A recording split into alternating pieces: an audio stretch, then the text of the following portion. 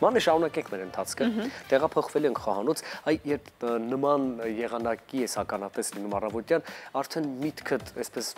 փնտրտուքի մեջ են գնում, թե ինչ խոր աշնանային կամ գուցե ձմեռը հուշող ինչ-որ ուտեստ գտնենք ու վայելենք այդ։ Ես նախաճաշը կարող եմ շատ արագ առաջարկել ինչ կարելի է անել։ Տաք թեյ, որպեսզի նաև լինենք առողջ, սև հաց, կարագ եւ մեր սիրելի մուրաբան կամ մեղրը։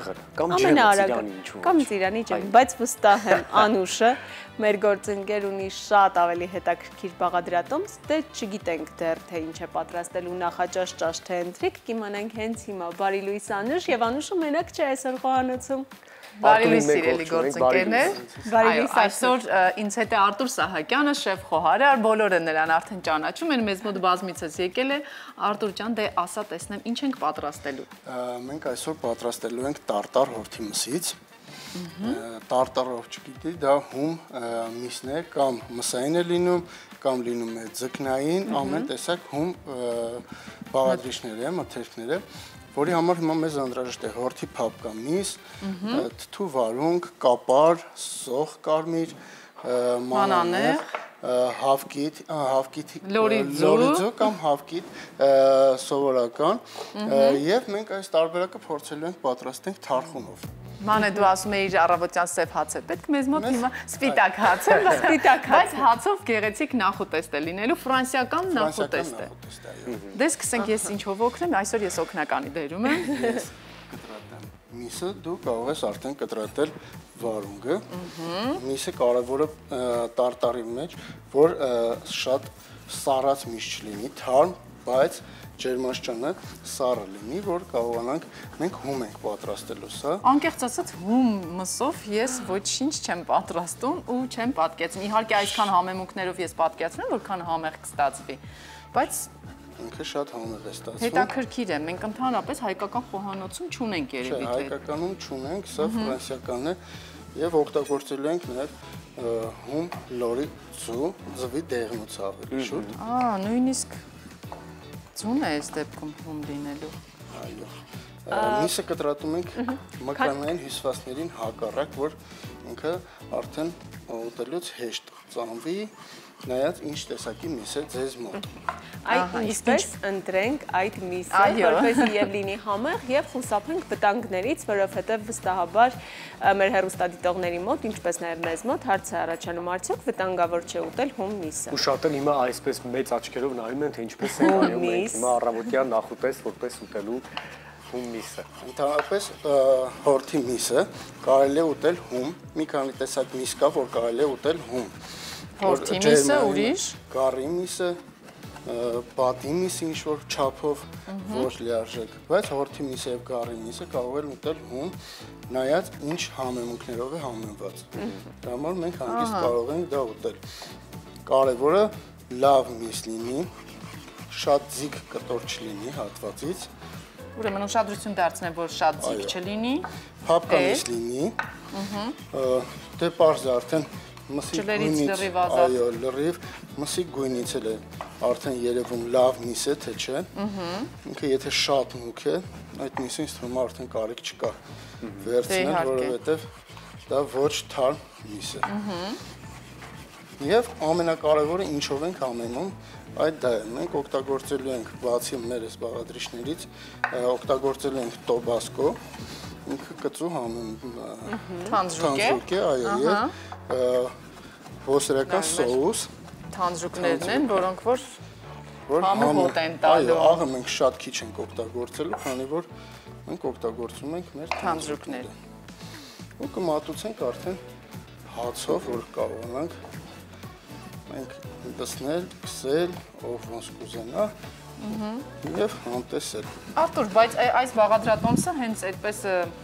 հստակ բաղադրատոմս է ֆրանսիական, որ դուք վերցրել եք, թե մի քիչ փոփոխել եք։ Չէ, փոփոխությունը այստեղ մենակ թարխունն է։ Դե Կարող ենք օգտագործել կանաչ սող, մաղադանոս։ Ես այս բաղադրիչը թարխունով շատ համեղ է ստացվում։ Պատկերացնում եմ, այո։ Տեսնում եք, ինչ մանր ենք կտրատում, որ շատ հեշտ լինի։ Ես էլ հիմա մանր փորձում եմ վարունգը կտրտել, ճիշտ է, թե ավելի մանր։ Մի քիչ էլ մանր։ Մի քիչ էլ մանր, այսպես պետք է արդեն։ Իսկ ինչու ենք միսը հատկապես այդքան մանր, համարյա աղացածի տեսք է ստանում, որպեսզի միայն ծամելու համար հեշտ, այո։ Այո, Հեշտ ուտել։ ծամելու համար շատ հեշտ լինի, կարողանանք հեշտ ծամել։ Բայց մի պահ պատկերացնելով հումմսի համը, ես հիմա այսպես պատկերացնում եմ, որ այո, շատ մանր կտրատված, բավական նրբահամ ինքը կլինի, քան օրինակ եթե կտորները լինեին մի քիչ ավելի մեծ։ Եվ ամենակարևորը մենք կտրատում ենք, նայեք, մկանային հյուսվածքներին հակառակ, որ մենք կարողանանք ինքը արդեն պոկվի, այո, այո։ ինքը կարողանանք հեշտ պոկել։ Դե այսքան մանր ինձ թվում է արդեն բերանում ուղղակի կհալչի եւ չես էլ զգա, որ հում միս է։ Այո, մենք ավելացնելու ենք լորի ծվի դեղնուցը, հում։ Դա ինչու ենք ավելացնում, բայց ինչ է տալիս մեզ։ Եթե հանձրուկը համ կտա, այո, այս դեպքում չգիտեմ, ձուն։ Չէ, ձուն էլ է համ տալիս, համ մատուցելուց ենք գեղեցիկ մեկ կտոր դնելու վրան եւ իր կպչողականությունը, որ կարող է կպչունակություն կհաղորդի։ Այո, բայց համնել։ Այստեղ ֆիքսենք, որ միայն օգտագործում ենք ձվի դեղնուցը։ Այո, միայն դեղնուցը։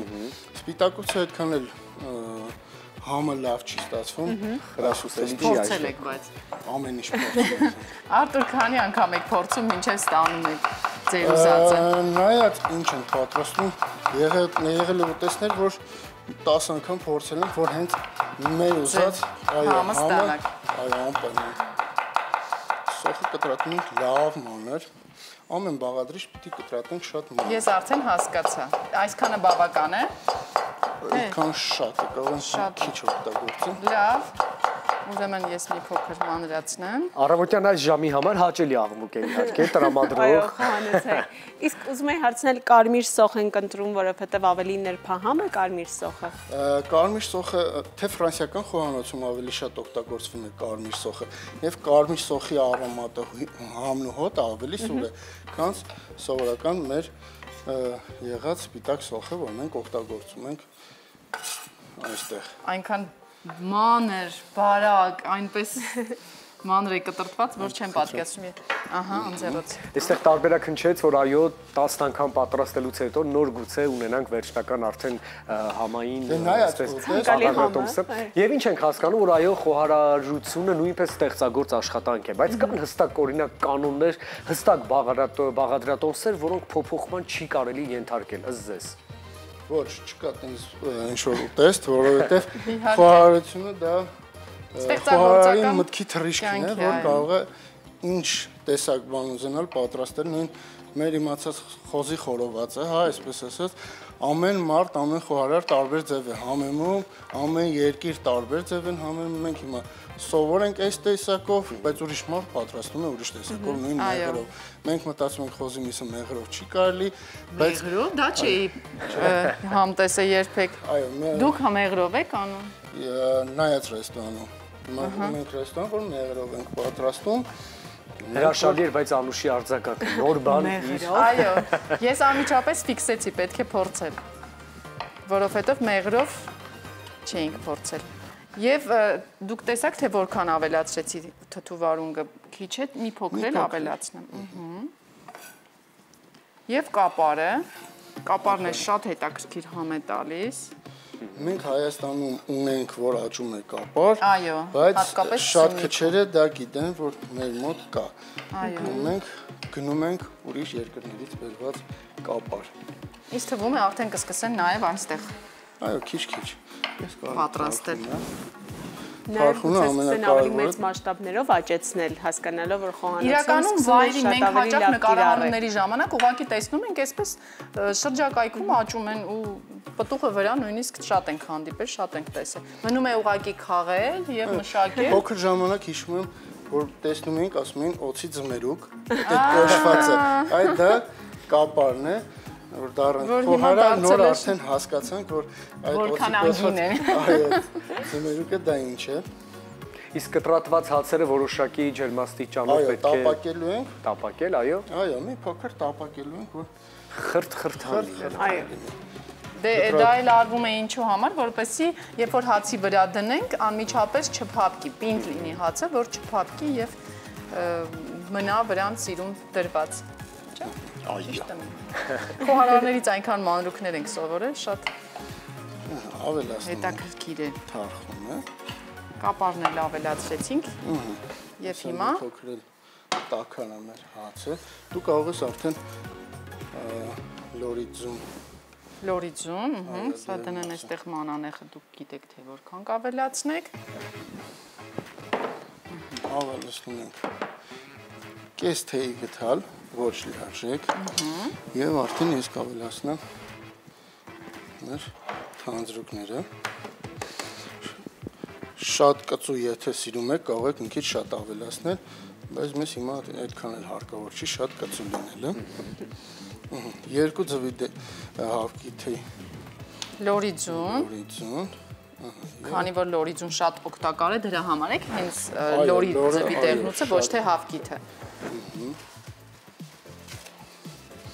Հատկապես պրոֆեսիոնալ սպորտով զբաղվող մարդկանց իմիջիայլոց խորհուրդ է տրվում առավոտյան կամ օրվա ցանկացած ժամին օգտագործել հենց